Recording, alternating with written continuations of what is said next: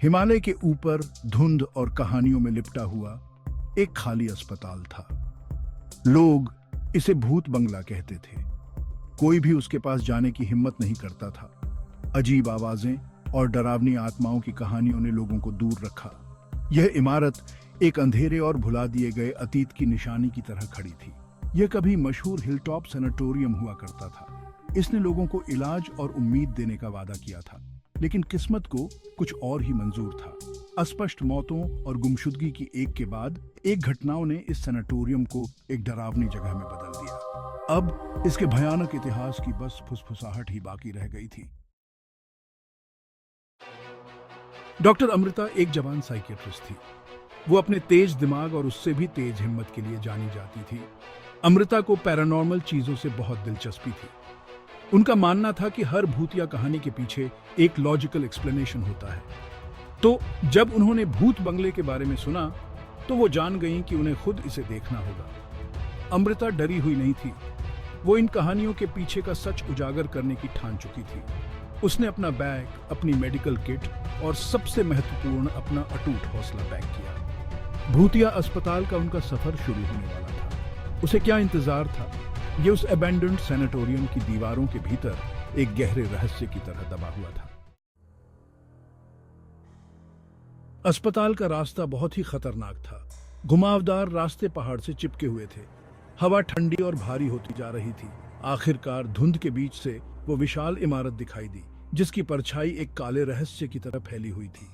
अमृता की रीढ़ की हड्डी में सिहरन दौड़ गई। भयानक सन्नाटा किसी भी चीख से ज्यादा डरावना था।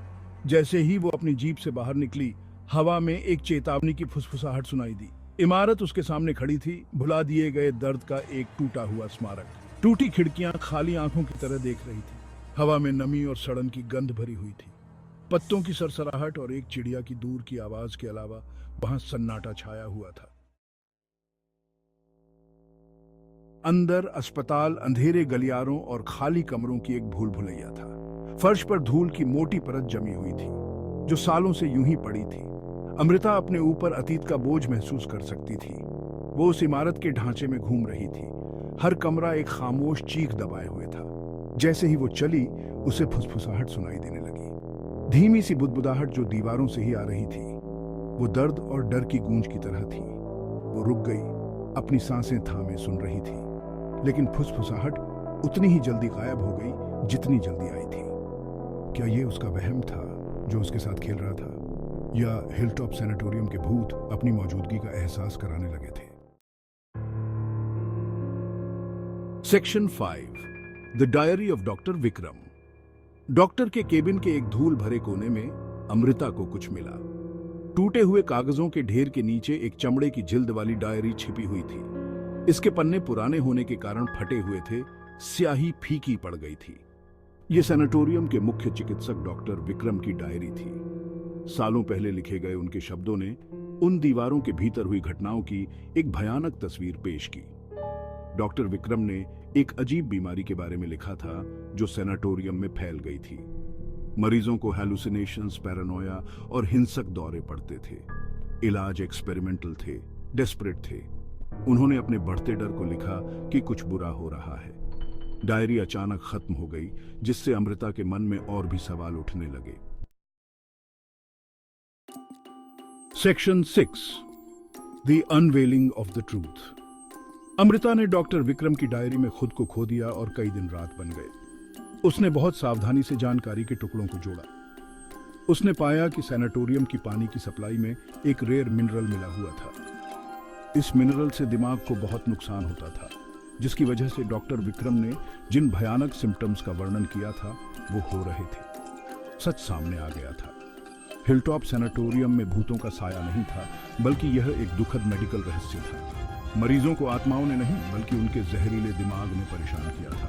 अमृता ने राहत और उदासी दोनों का अनुभव किया। राहत इस बात की थी कि आखिरकार सच्चाई सामने आ गई, और उदासी उस दर्द के लिए जो अस्पताल की दीवारों के भीतर फैला हुआ था। Section 7, facing the ghosts of the past. हालांकि रहस्य सुलझ गया था, लेकिन बेचैनी की भावना अभी भी बनी हुई थी। अमृता को अभी भी फुसफुसाहट सुनाई देती थी, अभी भी उसे कोई देख रहा था। एक रात जब बाहर तूफान आया हुआ था तो उसका सामना एक भयानक नजारे से हुआ। टिमटिमाती मोमबत्ती की रोशनी में उसने उन्हें देखा। मरीजों की आकृतियां, उनके चेहरे दर्द और डर से भरे हुए थे। उसने महसूस किया कि वो भूत नहीं है, बल्कि उसके अपने दिमाग का वहम है। अस्पताल की दीवारों में जो सदमा समा गया था, वो अब उसके अंदर भी रिस रहा था। तब उसे समझ आया कि हिलटॉप सैनिटोरियम के असली भूत मरे हुए लोग नहीं, बल्कि उनके दर्द की यादें थी। Section 8 the night of terror. तूफान और तेज हो गया, जो अमृता के अंदर के तूफान को दर्शा रहा था। हवा एक भयानक आवाज कर रही थी और पुरानी इमारत उसके जोर से कराह रही थी। आकृतियां और साफ दिखाई देने लगी। उनकी खामोश चीखें उसके कानों में गूंज रही थी। उसने खुद को अंधेरे गलियारों में दौड़ते हुए पाया।